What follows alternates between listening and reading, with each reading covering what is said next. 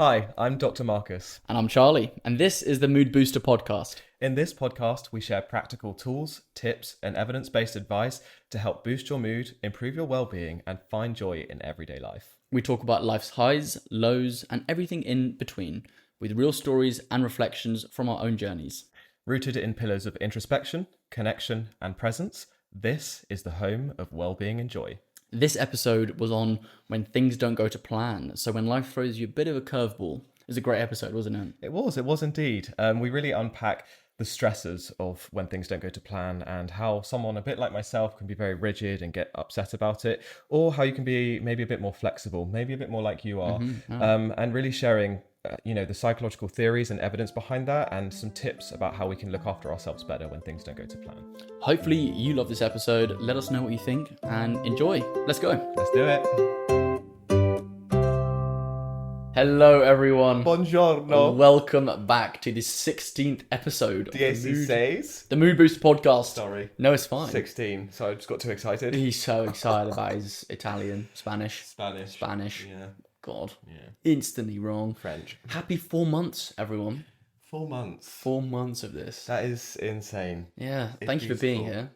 Yeah. Yeah. Thank you for being here. What a beautiful journey. 4 months we are here. Thank you for being here. We're glad that you're here. Thank you for being wonderful. Thank you for being here as well. It's a very, very hot day here in London town. We are roasting in this room right now. Es muy caliente. It's too hot, actually. Very, very.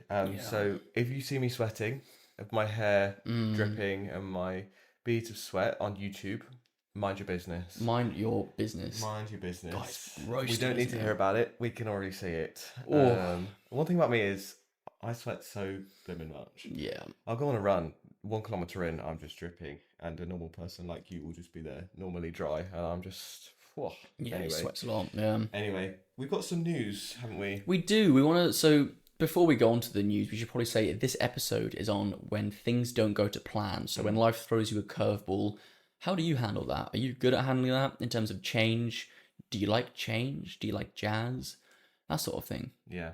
Yeah. We want to talk about how we can, how we can struggle with that, but then how we can maybe reframe those struggles to see unexpected changes or just change in general in everyday life sort of to be a challenge and something to grow from. And we've got obviously advice here to work towards.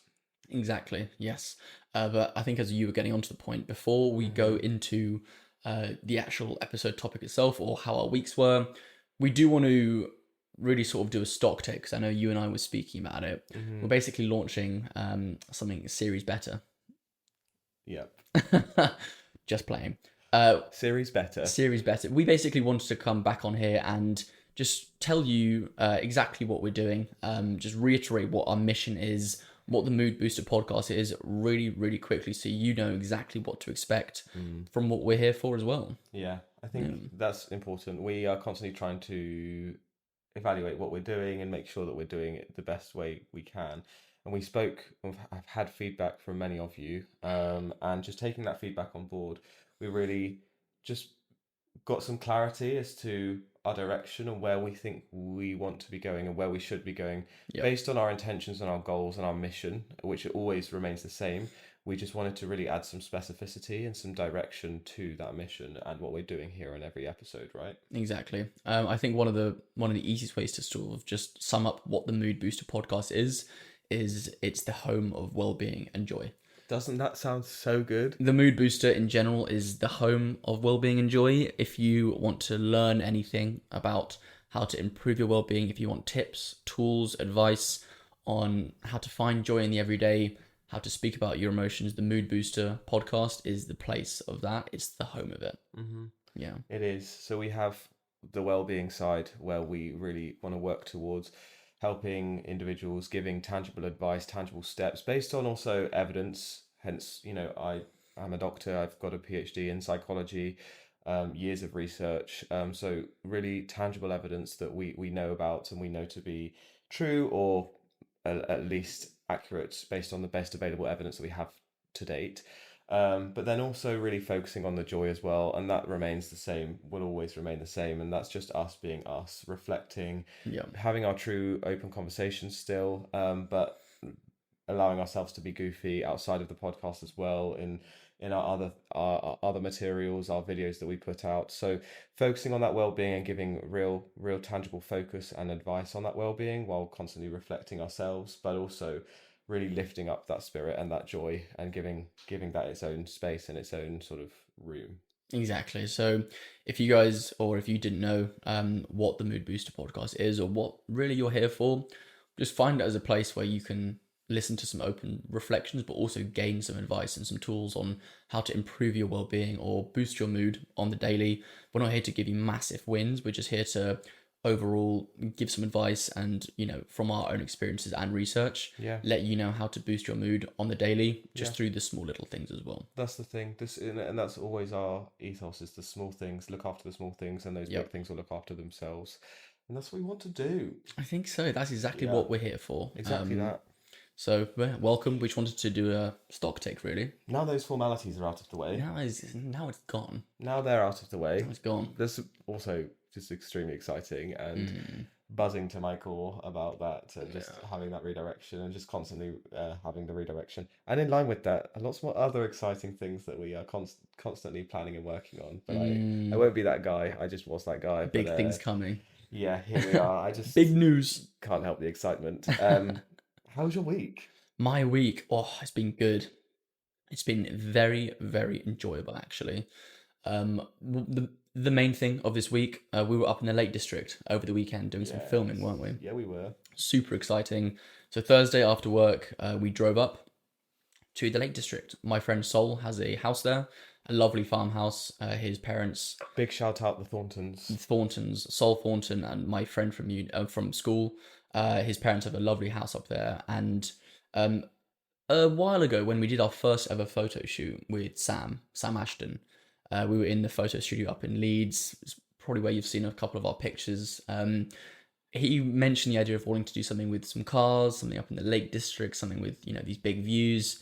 And it sort of planted that seed of, we thought, well, what can we try and do here? What can we try and work on? So I reached out to Sol a while back now, just sort of floating the idea, saying, hey, we've got a videographer who's really interested to get some content.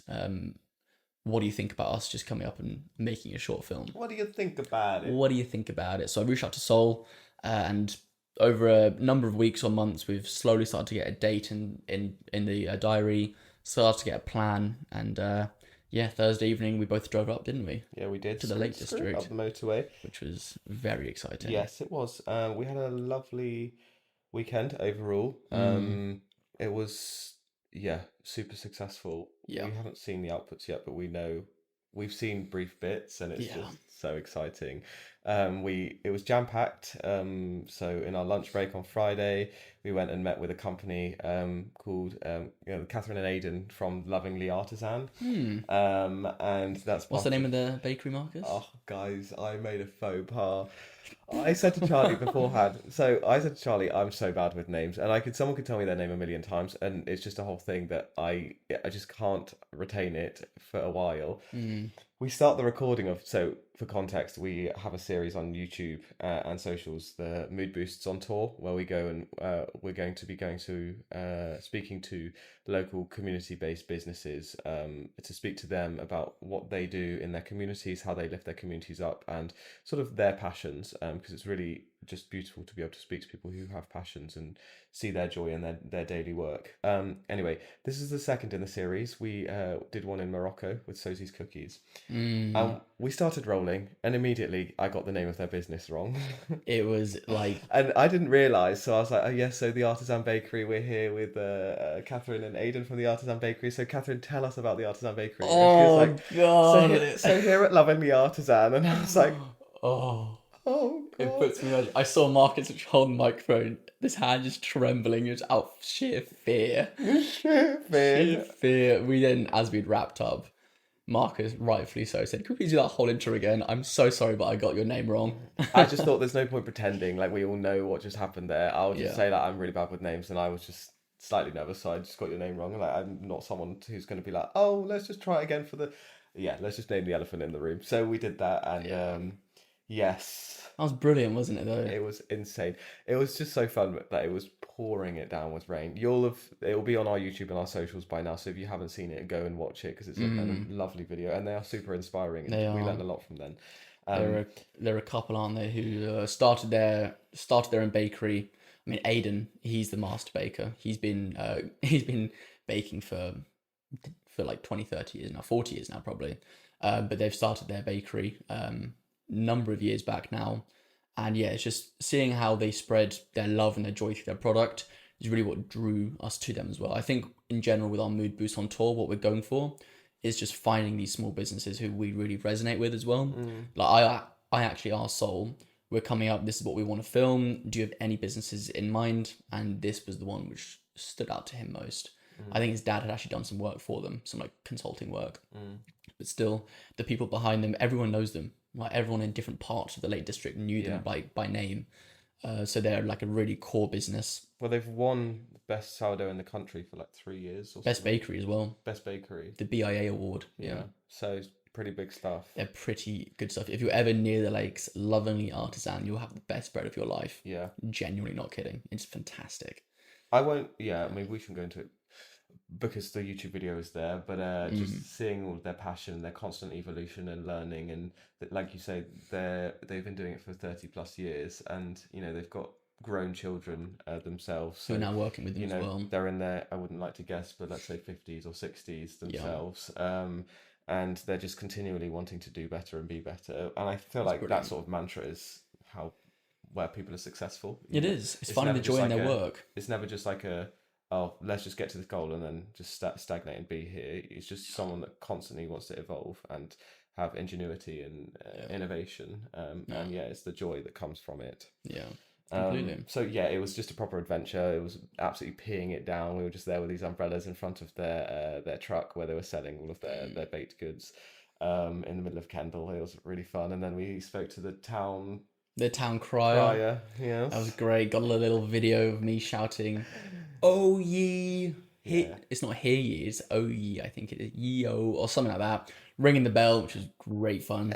So that was the Friday, and then the Saturday and Sunday, we were up there just filming for both days. Saturday was a super wet and rainy day again, so we had to be a bit agile. Hence this episode. We had to be a bit agile in terms of our plans. Not everything went to plan as well. I think for me, it's a weird one because this is, a fairly new business to us both. I think this was one of the first times I've mixed proper friendship with business in terms of I'm bringing this business to someone outside of it. And I'm sort of using a connection there saying, hey, can I please, not use your house, but can we please make something work?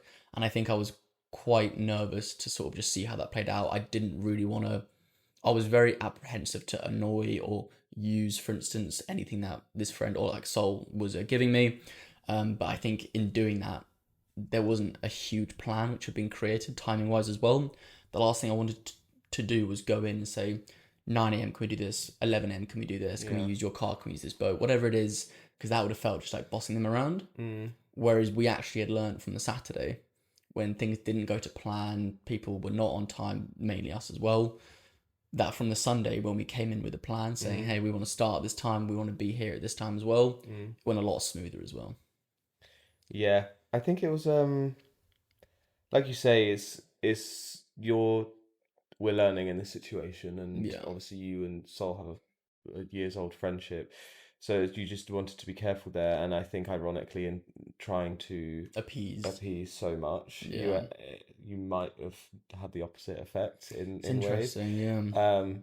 And trying to please everyone. And then, Sol was like, what's going on? I don't know the timings. I'm trying to do this, that, and the other. And then you had Sam there also was incredibly gracious and patient and was just like, well, just whatever happens, which is so great. But then I was like getting impatient as well, being me. Like, why are we, how? So it was managing different groups of people who, because I think I introduced the friendship, I think I felt partly responsible for trying to sort of, what's the word? Lead it, and lead it, not lead, but spearhead it. And so I think just feeling that, seeing it not quite go to plan, just put me in a bit of a way. I think it was just having to be agile to the plan and just knowing that it would change. Overall, though, it's a fantastic weekend. We got a lot of good content, a lot of fun filming as well. Whenever this movie's released, I think maybe a couple months' time, Mm. you guys will be seeing it. It'll be absolutely brilliant. A lot of interesting stuff Yeah, there. A lot of it's drone shots, car shots. It's cool. phenomenal. Yeah. So rewarding. It was amazing. Yeah. Overall, a fantastic weekend. We got back late Sunday. And yeah, just back Monday and Tuesday, where it's been the hottest the UK has ever been. It feels So like hot. it's been ridiculous. Just feels like there's no oxygen. No oxygen. Just can't breathe. Can't breathe. Yeah, Overall, though, that was my week. yeah. How was your week? The same. Uh, I'm trying Yeah. to think if there's anything else, but no, I think it was the same. It was really nice. I just really enjoy. I like being in London. I'm not going to leave London anytime soon, but I really enjoy. I grew up in the countryside, so I just really enjoy being in the countryside and amongst Mm, those sorts of things. yep. It was just really nice. Being in the Lake District, it's beautiful parts of the country. On the boat. Seoul has a boat, which is very nice. Yeah. Out on Lake Windermere on Sunday in the sun, which was nice.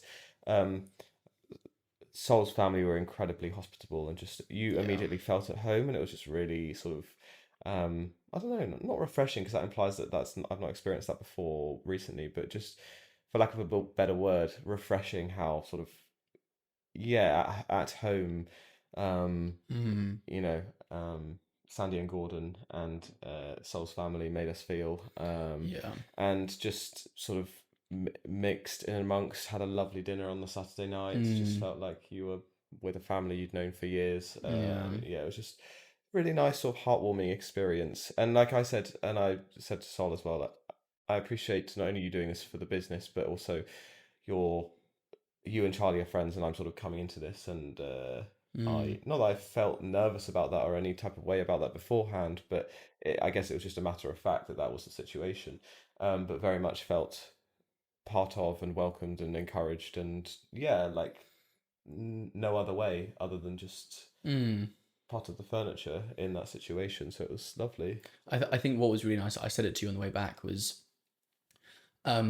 whilst they were excited to, see what the end result was, I think mainly the joy which I could see that the family were having from us was just having a great time. Mm, Like we came back in from filming for hours out in the fields, and they were like, "You guys have a good time? Did you get the content you wanted?" They were more fussed for us just enjoying ourselves and yeah. just spending time there. Mm, Sure, they'd probably be really keen to see the actual product itself, see the film, but in a way, just seeing how hospitable they were, just seeing how welcoming they were as well. For me, I realized that just us being there, having a good time with Soul as well was probably their main priority, yeah.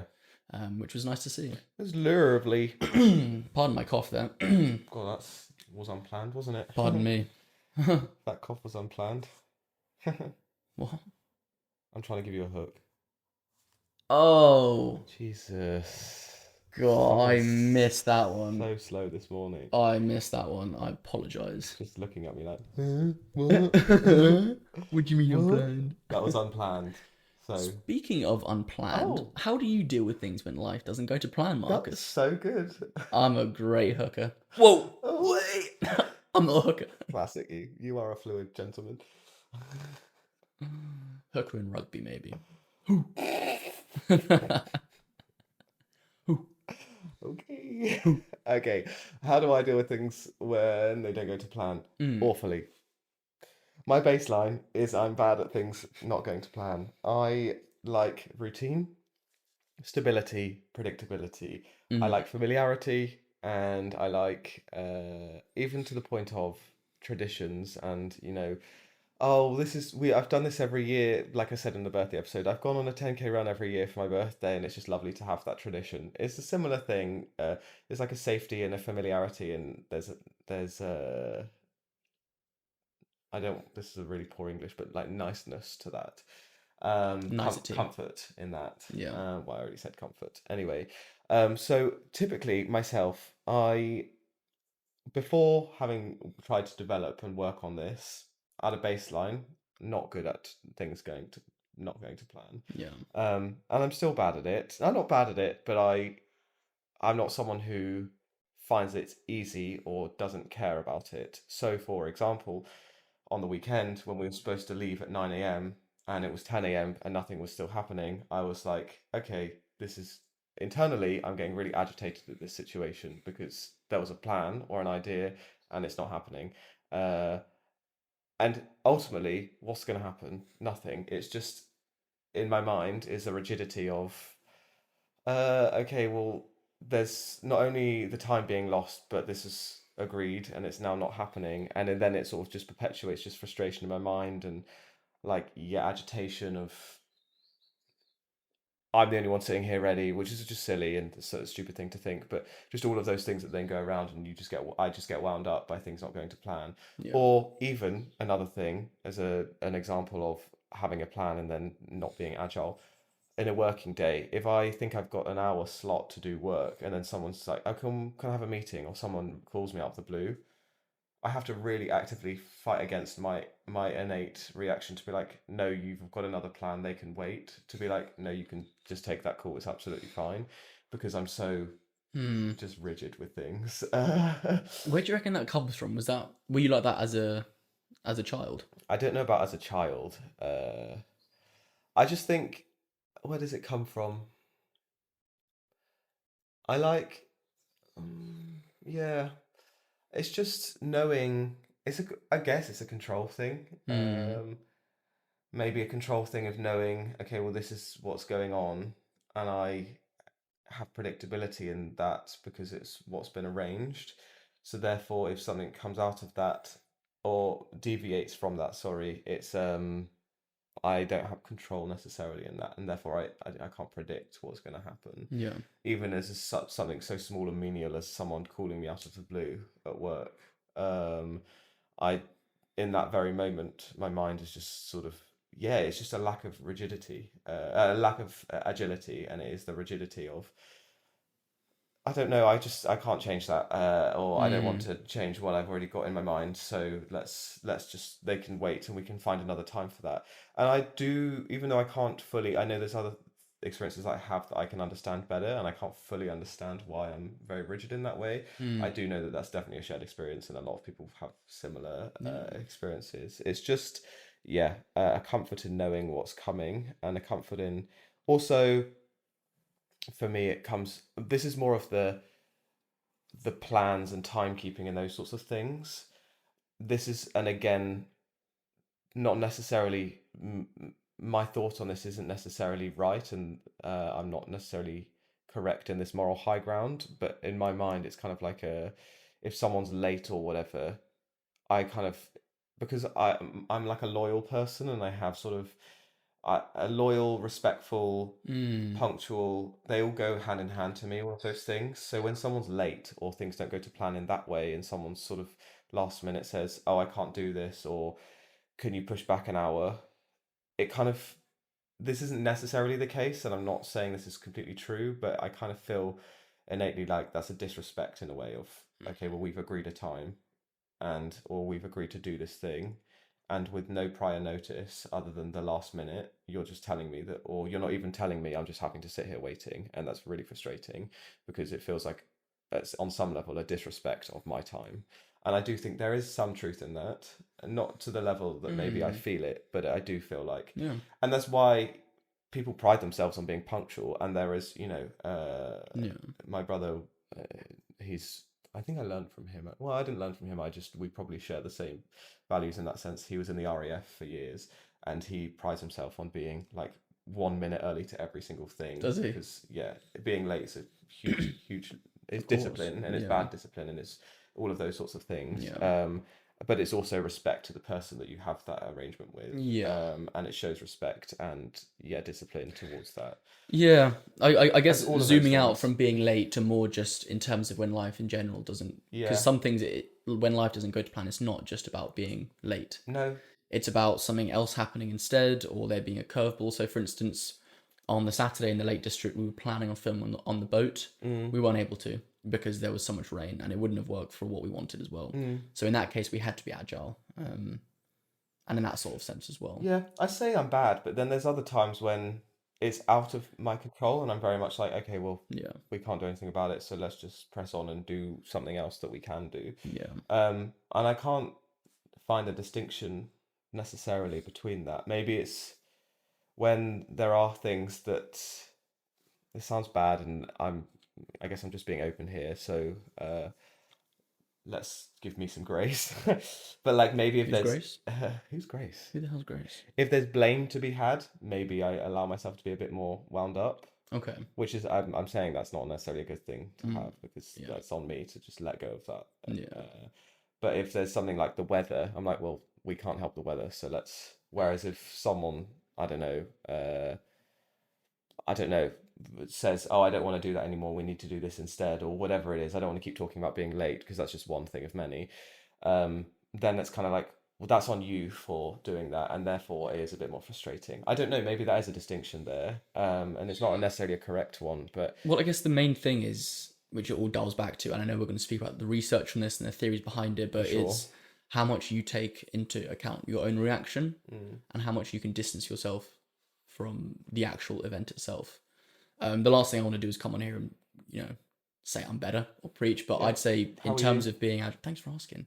In terms of being agile to a situation when something doesn't happen, I'd say I'm pretty good. Whether that's coming from my laid backness or I don't know, actually. I think since a young age, I've always had the ability to sort of step back, compartmentalize, and realize that my own reaction is what's the actual reality itself. Oftentimes, you can't control other people. I mean, most of the time, you can't control others if they're late, if the weather's bad, if something crops up and you're like, I did not expect that, or I didn't even want that to happen. The only thing that I can control is my own reaction. And why, for me, that's always been important is because my reaction will dictate my mental well-being and my mental state as well. Now, very easily, I could sit there, become wound up, become frustrated, which would send me into a spiral. It would send me into this sort of vicious thing of blame, of being annoyed. And I think in some situations, you can allow yourself to feel that, or you can feel that because you have the right to as well. If you've agreed something, for instance, even being late, someone just shows up or doesn't even show up or doesn't say anything. In my work, it's a massive thing. In sales, if you've booked a meeting, someone just doesn't show up, it's disrespectful, it's rude, and it's all right to feel, hey, listen, we literally booked this in, where are you? Yeah. However, in saying that, and in sort of zooming out, when life throws you these curveballs, in any sort of capacity, when life throws you these sort of things, the only thing that you can control is how you want to think about it or feel about it as well. And I think something that I've always been quite good at is zooming out and basically thinking, is me thinking negatively about this situation actually going to help in the long run? It's a question I would always ask. So, for instance, on the Saturday, when we were running slightly late, I'd realised I hadn't told Sol a start time as well. So when he was getting ready, I had to be agile because I was thinking, right, this can't happen. It is what it is at this point. What can we do instead to try and get to our end point here? What's the quickest way right now to get to the end point? I'll deal with the repercussions later. Let me deal with what's in front of me right now as well. Now, in that, afterwards, once we'd gotten a plan, I allowed myself to feel frustrated and a bit annoyed about the lack of direction as well. And I still felt that. But at the time of when it came up, for me, it was just more of a case of, this is what it is right now. What's the best way forward? Yeah. Because as of right now, if I don't go on the best way forward, or if I don't think what's the best way forward, it will just get worse and I'll get more annoyed. Yeah. So how can I practically avoid that spiral? Yeah. I'm definitely a lot more aligned with that these days than I used I'd say to you've be. gotten better at it, yeah. 100%. Like the Saturday was just full of that. Yeah, it was. Full of every half an hour a plan changing. Yeah. And internally, it's kind of like, well, what can you do? And yes, ultimately, when all of those things keep adding up, and at the end of the day, it's just a constant, and you've got to the end of the day, and the objective hasn't been met or has That's annoying. been completely reduced. Yeah. It is slightly frustrating, but at the same time, what can you do? Yeah. What we can do and what we did do was reflect on that and made changes for the next day, so we could completely implement those changes. Yeah. And what caused those unexpected changes, because that was something we could control. Yeah. And instead of, in the moment, I think we as a team dealt with it very well. Yeah. Knowing ourselves and like our different approaches. Yes. Yeah. And communicated as best as we could to actually. I don't think there were any. Personally, I wasn't sort of I don't remember there being sort of anything like that in terms of On the Saturday. yeah. Yeah. We were just communicating well, and yeah, I think in the car when we were I mean, I was trying a to little film bit them. like annoyed. We've already spoken about it, Yeah, but again, I think it's just that difference that in the moment we also know ourselves as well. yeah, You know yourself, so to actually help yourself and be better, you took yourself off just to sort of calm down and patiently wait. yeah, And I was there with Salt being like, "This is what the plan is. This is mm, what we're going to do as well." yeah, I said to you in the car, like, I would have preferred that or this, but overall, we still achieved what we wanted to. And for me, mm, that was the end product was still achieved. yeah. So in that frustration in the moment of things not going to plan, like you say, I just took myself off and remained sort of patient to just being like, okay, well, when things happen, they happen. And then later on in the car, when we were trying to film something, and then it was just like, okay, we're gonna go here, we're gonna go here. None of us could just come to a decision, and that was also was could have been frustrating. Is like the just absolute decision paralysis on Yeah, every single basis. yeah. Um, well, I think we both dealt with it well, and I think so. Yeah, yeah. I think It was a tough situation in terms of having to balance, as I said, the personal relationship with Sam, with you, with me, just with the overall, goal of the business weekend as well. mm, I think overall balancing it is tough anyway. yeah. So Managing expectations. from that, I think what I'm trying to say is there were times previously when either person, you maybe being more relaxed or me being too wound up, Yeah, could have been a lot more, heightened or agitated or whatever. yeah, But going into that, we're both intentional with our reactions to things not going to plan yeah, to allow it to be a lot more harmonious than it could have previously been, yeah, or not just between us, but in any setting, yeah, and like I am all the time leading this run club, the Monday Mood Booster, there's always curveballs coming my way. yeah, And I'm always now just kind of thinking, okay, instead of getting wound up in the moment, or, the place where we have bag drop saying, oh, you can't do bag drop here right now, just as we arrive. Okay, well, I could get wound up, but in this moment, what's that going to do for me? It's not. I can't do exactly. anything about Is it that. actually serving you best? What I need to do Yeah, is figure this out because there's a whole club here relying on me. So let's lock in and get frustrated or annoyed about it later if I still need to. But that's right it. Yeah. now, let's work on it. It's really funny. Yesterday in our street interviews, when we were filming and asking the people of London, we were in Covent Garden, asking people about how they deal with curveballs, Mm, what their sort of mottos or what they remind themselves of when things don't go to plan. I think is often something that it does allow you to show up better. Just categorically, it allows you to show up in these situations better. One of the questions we asked people was, what do you say to yourself to remind yourself when things aren't going to plan? Is mm, there anything that you say? I think when I was speaking to the people, one of the overarching themes was, it is what it is. mm, It is what it is, and it'll work out for the best. Life's always got a plan for you. It's quite a spiritual thing to think, especially in a moment when seemingly everything's going wrong. mm. And it could often be quite hard. The last thing you want to hear when everything's going wrong is, it is what it is. You're like, oh, I don't want to hear that right It's now. so much easier said than done. It's so much easier said than done. But if you can somehow, in the moment when something's not going to plan, just say, it is what it is. Mm, I'll deal with how I want to react to it later. But what would best serve me in this situation, genuinely, for my own well-being and mental health, would be just to realize that it is what it is. All I can do is control how I react right now. mm, That isn't saying to not allow space for how you feel, but in terms of your own sake, allowing that feeling for later on as well, and just saying it is what it is. I'm going to deal with it best I can right now. yeah. What can I do? Yeah, for sure. Mm. It's very very stoic, It's very, very stoic. and it is what it is. But it's not always possible. But if you can reach that space, Mm. it's really helpful. And I Yeah. think that does lead to our first theory, which I'd quite like to talk about. What is it? Yeah. So Lazarus, in 1984, Okay. cognitive appraisal theory.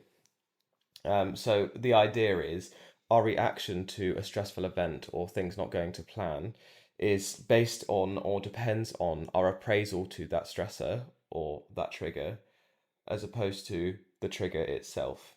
So it's all about the cognition again, and as we were speaking about in previous episodes, how we interpret and how we appraise or how we see that trigger as opposed to the trigger itself. So the trigger itself doesn't mean we immediately have to react in a certain way. It's our interpretation that then changes how we react. Does that make sense? So when you say the interpretation, Yes. that not just mean our reaction will relay how we react, or is it how we interpret what we associate with that action? So it's breaking down the process of, okay, something doesn't go to plan, there's a reaction, which is frustration or anger. It's breaking that down and saying that there's something in the middle here, our appraisal of that thing not going to plan, or our appraisal in this instance, it's the cognitive appraisal theory, but our interpretation, another way to put it, our interpretation of that then influences the outcome or our reaction. So for you, it's the disrespect or the lack of timekeeping. For instance, say someone's late, your reaction will be determined by that middle part. Let me break it down even further. Break it down. So there's a breakdown of two different parts of the appraisal. There's the primary appraisal, which is this how we see the event in terms of, is this event a threat? Is it a challenge? Is it a challenge to my status quo? Or is this change or event, is it benign? Does it not really matter? That's our interpretation, and that's our primary appraisal. So that is one part of the interpretation that influences how we respond. The second part is more about ourselves and our ability to deal with whatever this change is. So it's the secondary appraisal, and it's more about, do I have the resources to deal with whatever this is? So it's combining those two things together, how we see it, whether it's a threat or not, but also our internal resources to deal with that threat or not, that shapes our overall reaction. Okay.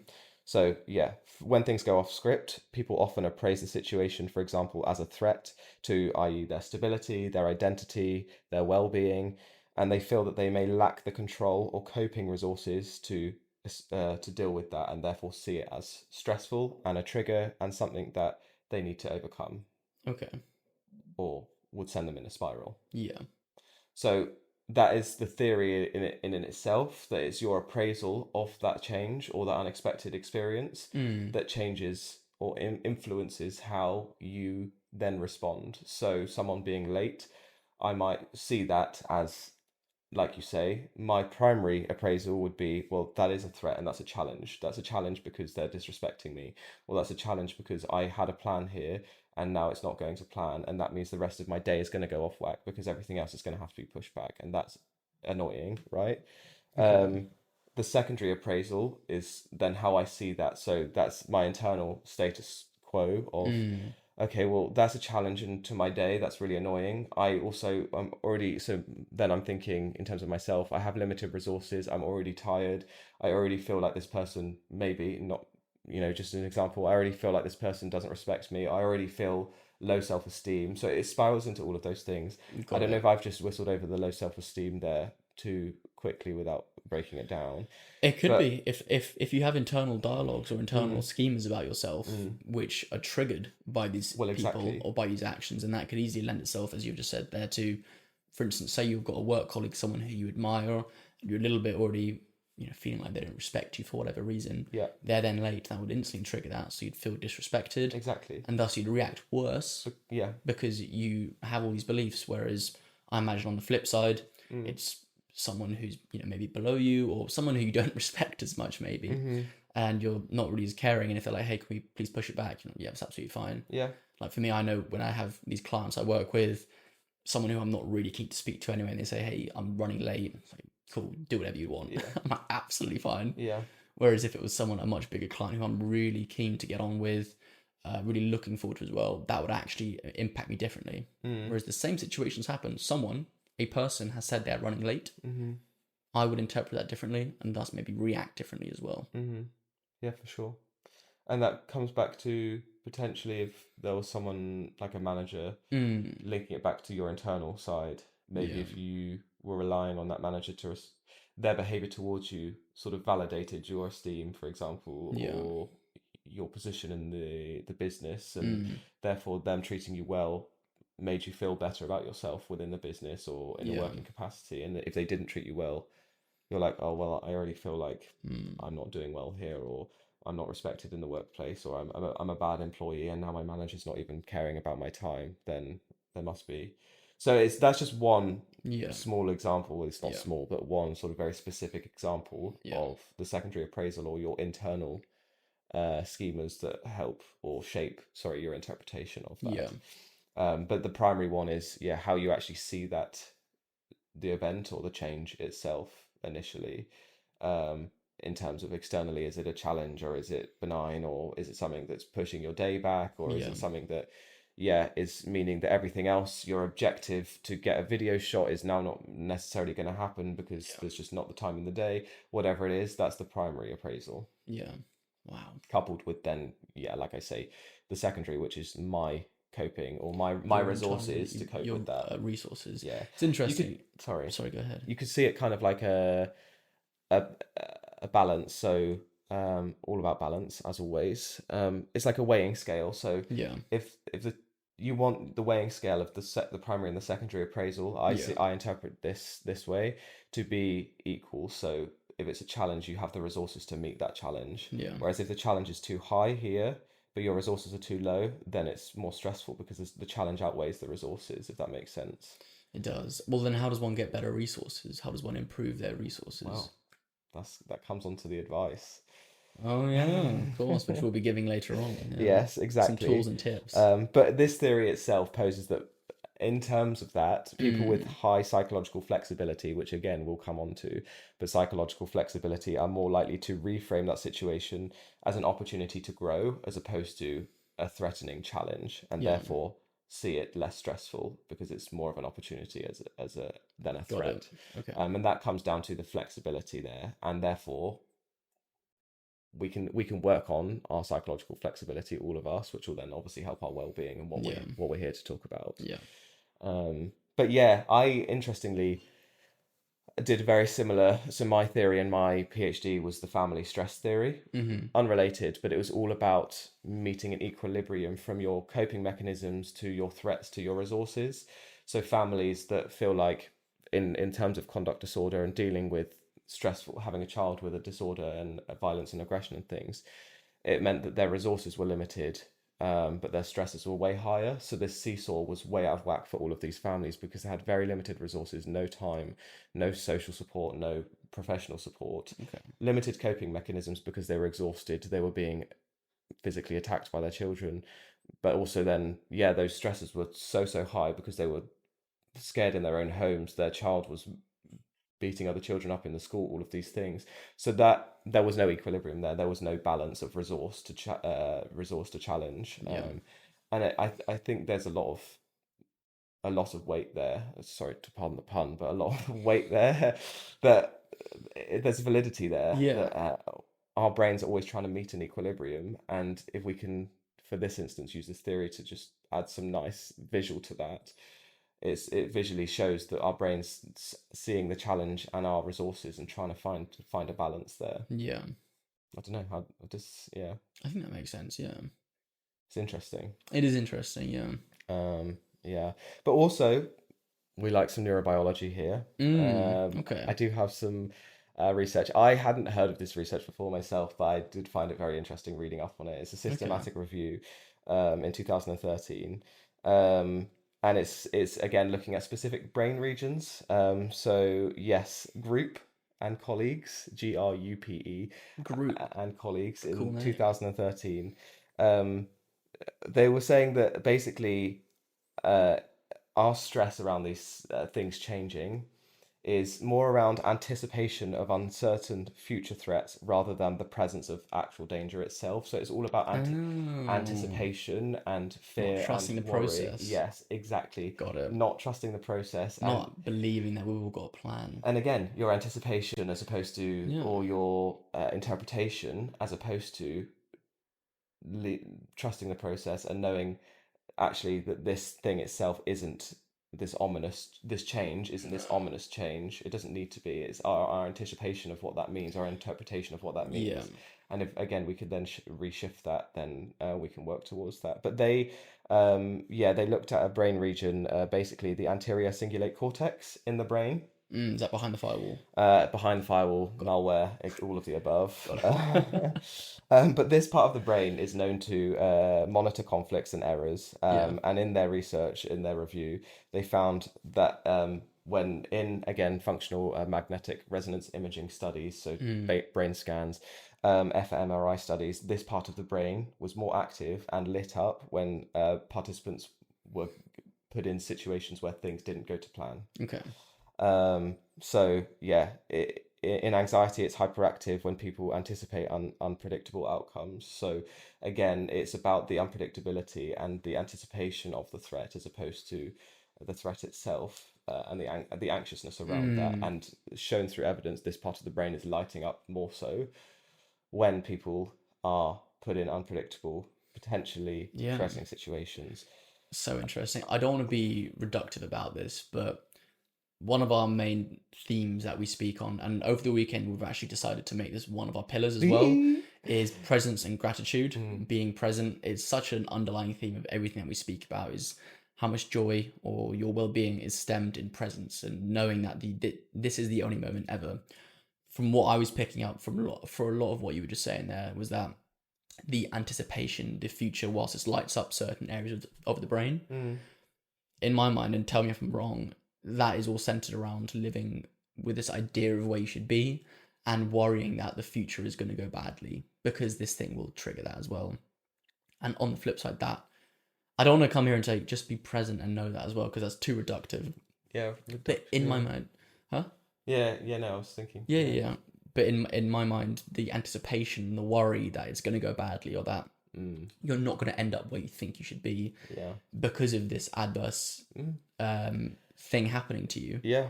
In my mind, is just something that people hinge on, because the idea of a future is safe and it's lovely and it's nice and comforting, whereas knowing that this moment right now is the only thing to actually exist. I know it's a lot more of a spiritual sort of mindset to take, but let's just take back on Saturday. Let's say we had this worry, certain area of the brain was lighting up because you were worried or you were anticipating that we weren't going to get stuff done. I know it's easy to say and not easy to do, but just saying, okay, we're in this current moment. How can we benefit ourselves the most? It can be easy to do. That's what we're here to. It can be. It's often not, but it can be, I think, by letting go of that anticipation and just saying that anticipation and that worry does not serve me. Yeah. It does not. It actively harms me. It reduces my well-being. It causes me stress. It causes me anxiety. Yeah. I'm not saying to not feel those things. If you can, just let it go and know that the actual moment that you're in now, do some breathing, do some, touch the chair you're on or feel the ground that you're on. These are all things that we can do just to root ourselves back to the present moment and know that right now is the only moment that we're ever alive. I don't want to just throw all that research, but it's a good thing to realise. I completely agree with you. It stems in the future. Yeah. And if, as this is showing, if we're worrying about the future and anticipation of the uncertainty, like you're right, it's thinking about, okay, well, what does this mean for what's to come? And therefore your those parts of your brain that deal with the anxiety and that deal with those potential threats or uncertainties are more active in that. And it's how we can then, again, potentially, whether we want to be psychological about it and say, okay, this is us using cognitive reframing, or whether we want to be maybe more spiritual about it and be like, okay, well, all we have available to us is the present, so let's not worry about the future. Either way, I think the goal is the same, is actually allowing yourself to reframe our initial interpretation of whatever is changing in that moment, and see it to be potentially either not a challenge, sorry, an area for growth, or something that just simply we can't control, and therefore we will be fine because it will always be fine, and it is what it is. However we spin it, whether it's psychologically informed from a cognitive perspective or a spiritual perspective, I think it comes back to the same thing, right? Of trying to change our interpretation and just allow ourselves a bit more of that presence in the moment of knowing it will always work out. It always does. It always does. So all we have available to us is ourselves and our behavior and our reaction. So do we allow ourselves to get really anxious and angry and lash out at our business partner or lash out at our colleague or whatever it is? Or do we, that there's time and space for that, and we're not here to negate or neglect our feelings, but in this moment, can we reframe that and see, okay, this is frustrating, fine, but all Mm, I have available to me is me and my present moment. Let's yeah. work on it and let's see how in this moment we can turn this around and grow from it. I'd like to hear your thoughts on this after this, but I do believe it's a choice, a conscious choice that we can make and we have the power to make as well. I think in certain situations it's harder, as we just said, from whether your resources outweigh the challenge or not. But I do believe that choosing the it is what it is a choice as well. I heard something quite interesting recently. It was about happiness and sadness, but I think it can be very easily related to this topic as well. It's if you choose sadness, if you choose to sit in your sadness, sit in your anxiety, if anyone tries to give you happiness, you will not accept that because you've chosen the sadness. Whereas if you choose the happiness and the peace, if anyone comes at you, if you're consciously choosing the peace and that it is what it is, no one can take that away from you because you're choosing it. Okay. You're interested to hear my thoughts. I am. I agree to a certain extent. What? Oh, classic. What? On the fence? Are you No, on I'm the not on the fence. I will elaborate. Please. Again, as we do, speaking to my own experience, I have actively chosen in the last however long months, years, to interpret these things differently Yeah. and therefore change my behavior to someone being late, to having to not film in a certain place because it's raining. I have actively chosen to not let that wind me up or stress me out as much as it might once have done. So I Yeah. completely agree with you that that is my doing, and in doing so, I have been able to have a more fruitful, enjoyable, optimal experience Yeah. in that. However, I don't necessarily completely agree because we, in the instance of, for example, um, I don't know, let's say yesterday, I hadn't mentioned in the beginning, but I felt awful yesterday. I had a Yeah. really rough day, and my mind was just in the gutter. I was extremely low, and I actually cried numerous times, and just hadn't felt like that for ages. And I'm feeling way better today already, but just yesterday, everything just felt like, what's the point? And it was just a horrible place to be. Yeah. In that moment, there's nothing I can do. And even you said to me, I can't use this toolkit. I can't use these things to pull on Yeah. to make myself better. I just Yeah. have to sit here and know that it will pass and be hopeful that it will pass. Because no cognitive reframing, no, oh, but you've got this to look forward to, or this is going to be better, was taking me out of that That wasn't flow. necessarily a curveball, though, was it? But that's just one example to then elaborate further. If people suffer with, which they do, clinical anxiety Of course. or clinical depression or anything like that, where they have severe anxiety to the point where things need to be planned, or any other generalized anxiety disorder or any disorder that falls within that category of anxiety disorders, these are real symptoms that are potentially neurobiologically rooted, that can't necessarily, they can be worked on through therapy and things, Yeah. but can't necessarily just easily be, oh well, it's up to you to just change your perspective of it. The last thing I'm trying to say is don't choose how you feel. I think we have the capacity as humans to feel the lows and feel the highs completely.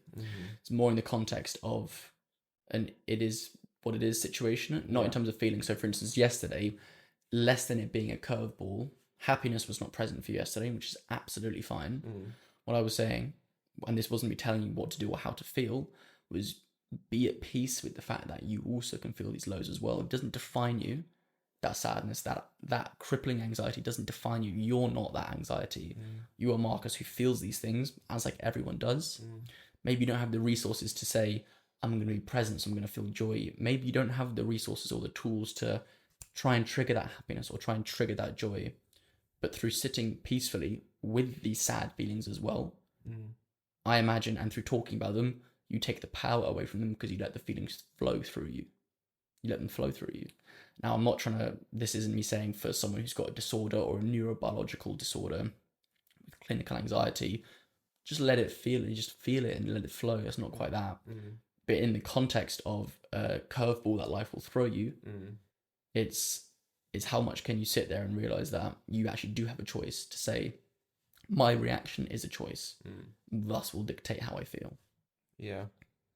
So maybe in what you're saying is more speaking to the typical population who might not necessarily Yeah.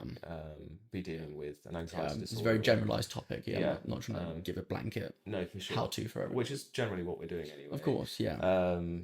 But yeah, no, I think no, there is definitely truth in that, and I'm like I started with, I'm testament to that myself. Yeah. I have chosen to reframe my interpretation, and the base. What I guess also is important to say is the baseline is always there, Yeah.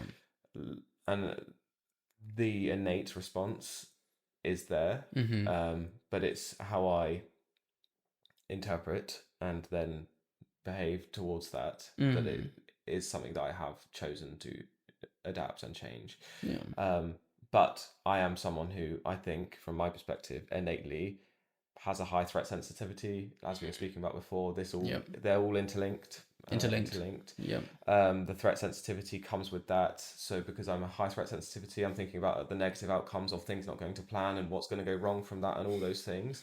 I'm less laid back in that sense. Yeah. But that's an innate thing that I have in that threat sensitivity. So when that thing doesn't go to plan, again, the spiral that this is just again it's all going wrong. It's not necessarily. That's where I'm choosing to reframe that innate knee-jerk reaction. Different And it's question the same for that. Sorry, carry on. How, I think as well, something interesting to know is how much do you judge yourself for feeling those things as well? Because I think that's also something to play in as well. In my mind, Yeah. it's good or bad, whether you have the ability, as you're saying that you, whether it's being less laid back or whatever, you feel these things or you might spiral quicker. When you're spiraling, do you also judge yourself? 100%, which is so annoying. In itself, then, is that the thing to work on instead of the ability to spiral or not to spiral? Because that can happen to everyone, and people have different degrees of spiraling. We just get into a never-ending cycle of... Is the judgment of your thoughts and feelings actually the part which is playing to... Yeah. But so could you sit in that spiral, for instance? I'll let you speak once. Sorry, I just cut you off there. But when you see yourself spiraling or doing that, I imagine it's very easy to say, why am I spiraling? Why am I doing this? Do you think... and I don't know if this is a choice or not, so correct me here, but do you think that you'd be able to allow yourself to say, I'm spiraling and it's bloody terrible, but I'm going to let it because it's fine. And I'm just going to sit with that as well. Yeah, so I am really bad at that, and I continually beat myself up for feeling agitated and needing to work on that. And I'm like, why can't I just be someone who's not agitated in this situation, or who doesn't care so much about this? Yeah. And then it's a spiral of I'm feeling bad about feeling bad about feeling bad about feeling bad, and you just continue going down that. It's just ridiculous. Yeah. So you're right. It's trying to be like reframe that to say, well, yes, I'm someone with a high threat sensitivity, and I get wound up by things not going to plan. However, let me first, in the first level of this, work on that and reframe that. In the second level, let me try to not judge myself for that knee-jerk reaction and needing to reframe that. Let me remind myself that actually I am a very successful person because I have plans and because I need things to go to plan, and because of all of these things that make me who I am. I'm a sensitive person, I'm a caring person. All of these things go hand in hand and make me who I am. So let me try and not judge myself for being that way, and remind myself that actually, yes, I'm rigid in this way, but it means that I'm a reliable, trustworthy person that people know will show up for them, that will be able to start a run club, will be able to start a business, all of these things. Because if I was someone who was a lot more laid back, these things might not have ever happened, because of all of these things that go into being someone with sticking to plans and all of those things. So yes, sometimes it might be agitating, but I try to remind myself from a cognitive perspective, it's okay that you're getting wound up by it, because yes, you can look at the person next to you and be like, oh, they're so relaxed, why can't I be like that? But they're also not you, and they don't have your qualities, and they're not as successful in X, Y, and Z as you are. And if they were great, they also, there's a million and one things that they might be different at to you. So in my mind, hearing that, it's not necessarily the actual spiral itself which is the bad thing. It's how you judge yourself for the spiral, or how you judge yourself for the reaction as well. Just say, for instance, you were spiraling like yesterday. You're like, I feel terrible. But because you don't judge yourself badly for feeling that negative, emotion, you can sit with it and observe it, knowing that, hey, I have the capacity to feel deeper than than other people. That's me. That's also okay. Mm.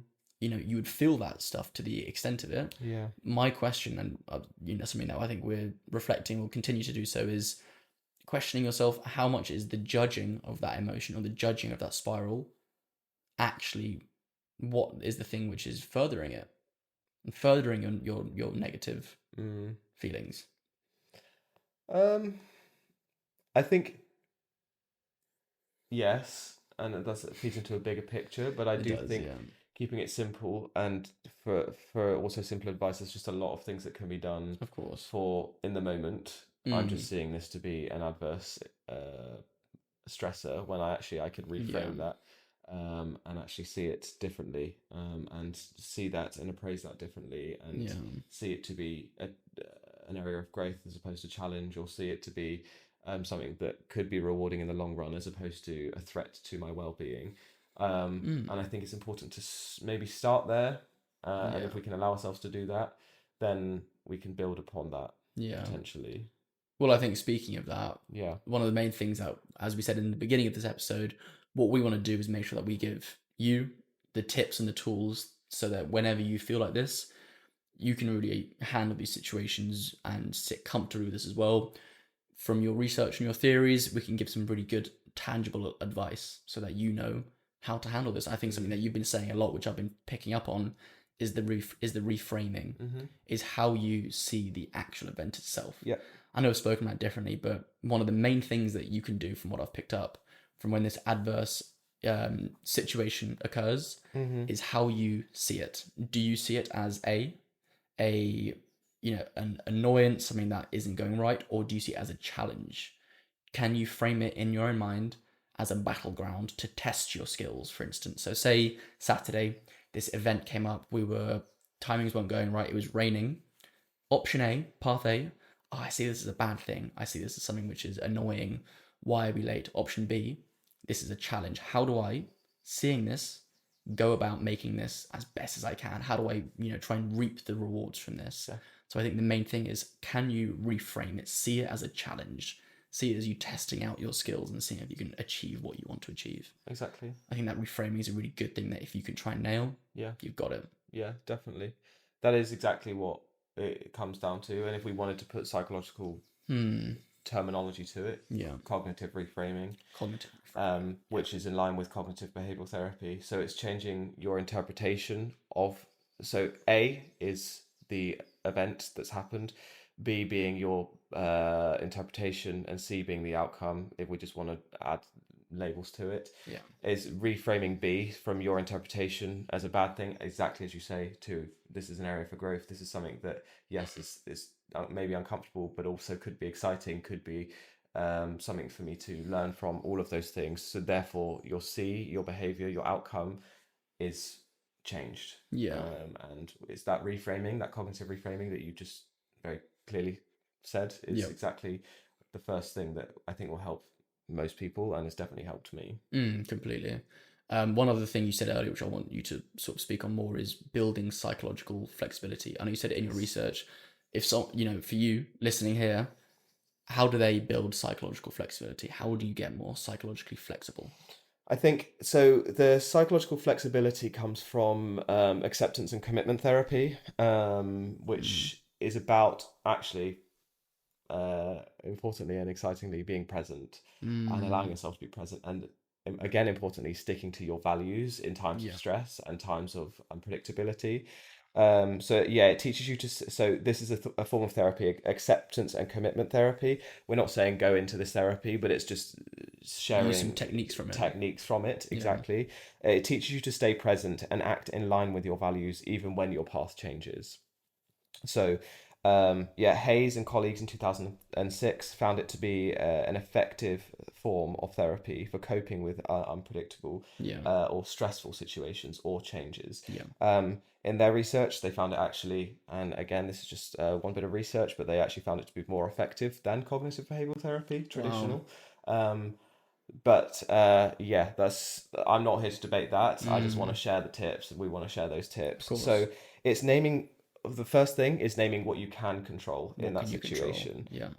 And therefore, your response. What you can control is your response, and naming that in that situation and being aware of that. It's noticing the discomfort in that change, but not resisting it. Noticing it, but not resisting it. So don't judge it. Don't judge it. Don't judge the resistance. Exactly. I've been saying it since day one. Exactly. So you see this adverse effect. You can say, I don't feel very good. I feel impatient. I'm not going to, don't resist the impatience or don't resist the change. Allow it to flow. Because whatever path you're on is meant to be. Exactly. So naming what you can control, which is your response. All I can do in this situation is respond to this how I can. I can't control what's happened, but I can control my response. My response. It's then, like you say, or like I say, the discomfort, knowing that that's okay, not resisting it, but just naming it and sitting there. That if you try and judge it, like you say, you might then spiral. Exactly. So just allowing that, but not necessarily really leaning into it as well. Just being present with it, and then anchoring yourself to your values. So who am I in this situation? How would I usually behave? What do I believe in? Who do I want to be? Who do I want to be? What do I want to get out of this situation? Whatever this change is, whether it's my manager giving me a last minute change, or giving me a deadline for tomorrow morning. What do I want to achieve? What are my values? What are my goals in this situation? And how can I align with that, and respect myself and respect my values in my response, which is the first thing, my control, my response to this, whilst being in discomfort as well, and allowing that, but just really focusing on what you can control, and in line with that, staying true to your values, and therefore responding in a way that's in line with who you are and your values. Something that I do whenever I need to stay present and the situation's getting difficult is, I'm trying to think, okay, stay present. You can only control how you react. I've got some little go-to things I actually do. I think I've mentioned it before. Breathe. 4 or 5 deep breaths. It grounds me and it reminds me I'm in my body. I'm here. This moment is real. Touch the chair you're on, feel the ground with your feet, touch something, just realize I'm here. It takes you out of your own head, puts you back into reality, because so often when these things go wrong, you're actually in your own head, catastrophizing it in your own head. The judging happens, and that's when the spiral starts. Yeah. If you can somehow bring yourself back to the reality of just breathe for a bit, 4 or 5 deep breaths, touch the chair you're on, feel I'm here. I can't control what they've done. I can only control how I react. Who do I want to be in the situation? That is, I think, going to do worlds for you. And that's also part of this model, is not only acknowledging what you can control, aka your response, but very much in doing so, letting go of what you can't control. And allowing that lack of control to flow through you, and being okay with, okay, well, I can't control that, and that, but what I can control is this. And really, actually, that's easy to say, but really doing that mental work in that situation to think about that. And even if that's writing that out, this has really stressed me out.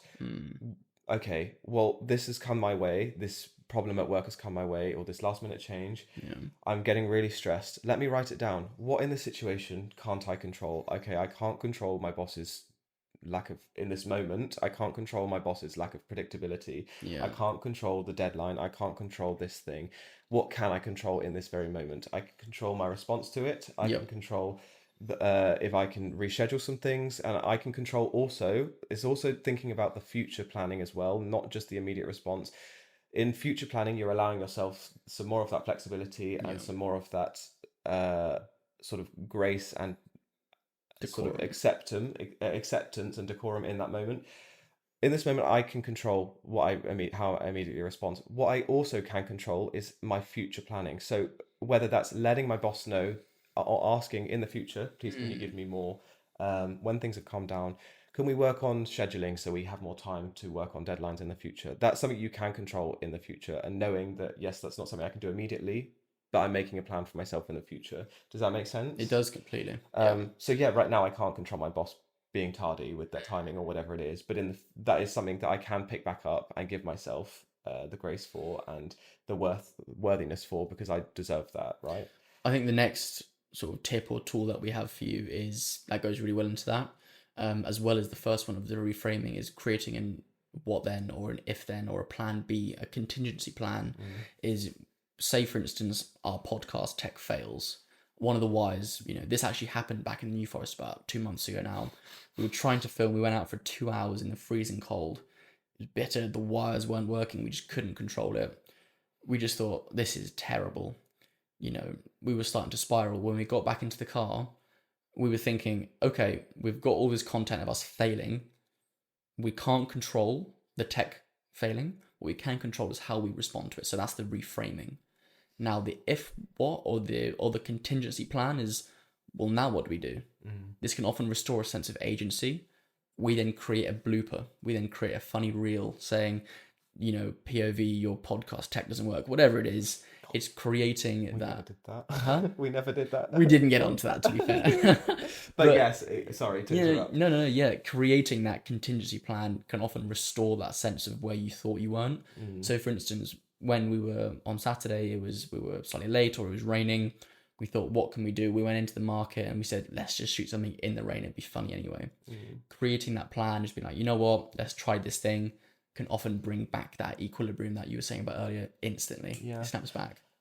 In line with that, the if then sort of work, it's not only, I think that also helps for future thinkers as well, because it allows you to, it's a bit like a risk assessment. So if you know you're someone who is not agile to things changing last minute, going into, let's say, a weekend of things where you've got loads of plans ahead, you can make yourself a plan that says, like you're saying, okay, if this goes wrong, then I can do this. So, for example, going to the New Forest and filming, if for some reason we can't do it that morning, then we have this other day we can do it. And in that moment, just that logic there, if and when it did go wrong, instead of panicking and be like, this is all a failure, we can't do this, we don't have anything, we just have that a bit of that cognitive or that anchor in our mind to say, okay, well, I've got a contingency plan here because I've said if this happens, I've got another backup. And it's just those practical things as well that allow you, it's not just the reshaping, but it's those practical contingency risk assessment plans that give yourself the space and the grace to be able to be agile and think on your feet. It can be as simple as if you miss your morning workout or miss a gym workout, you can say, I'm going to go on a run at lunchtime instead. Not judging yourself for missing it, knowing that maybe something cropped up. It's just creating another plan. It gives you that sense of agency back. Something might have happened. You control your reaction and you create a contingency plan. I'm going to go on a run at lunchtime instead. Whilst it didn't go to plan A, plan B, and you still get what you wanted to do initially as well. And it comes back to the flexibility as well, I think, because I'm someone that would typically be like, oh, that didn't go well, let's just spin the whole thing off. Or like, I didn't go on a run today, or I didn't go to the gym today, I'm just going to go tomorrow instead. But actually, let's break it down. It doesn't have to be the whole catastrophized, the whole thing written off. If that hasn't gone to plan, there most likely is still a way that it can go to plan. So then what do we do, right? It's like having a glass of water. You spill a bit as you trip and you're like, all right, you just chuck the whole water out. You're just there just absolutely leathering all the water over the place. Just because you spill a bit doesn't mean the rest of your glass has to empty. That is a profound analogy. I did get it from the internet. I'm not going to try and I'm not going to try and serious Atlas and Stoic. It is a really good analogy though. Just because a little bit of water doesn't leave your glass, don't just chuck the whole thing out. Great stuff. Love that from you or the internet. Thank you, internet. I'm sweating so much. This is so hot. This is so warm. I think finally, it's just important to say, and very much what you've been speaking about this whole time, is the self-compassion. Completely. I've been trying to do this myself, and I think it's been really helpful having, supportive friends like you around, or just the growth I've been doing over the last however long is in self-compassion. It's what we're saying is, and what you've been saying this whole time, is reminding yourself that it's okay to be agitated in the situation, and it's okay to be uncomfortable with this going wrong, and that's not a bad thing. It just means that you care. It means that you're someone that likes to plan, and that you're someone who is predictable and all those things. And if you can just give yourself some grace in that moment to just sit with that discomfort, you can then allow yourself to sort of think more objectively, think more clearly, and just respond more objectively, and sort of with everyone's best interests there. Because if you have that situation come on, you're like, firstly, this always happens to me, secondly, this is just so annoying, and I can never get anything right. it's perpetuating everything going spiraling. wrong. And all of, again, your appraisal of that situation is, I'm someone who can't do things well. I'm someone where things go wrong. Yeah. I'm someone that can't deal with things. If you get there, all of those secondary appraisals, right?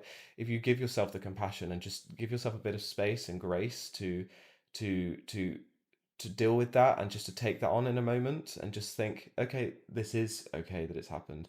I'm not a bad person. I'm also not a bad person for feeling agitated. I can be stressed, but at the moment I also need to respond to this. Yeah. That's okay.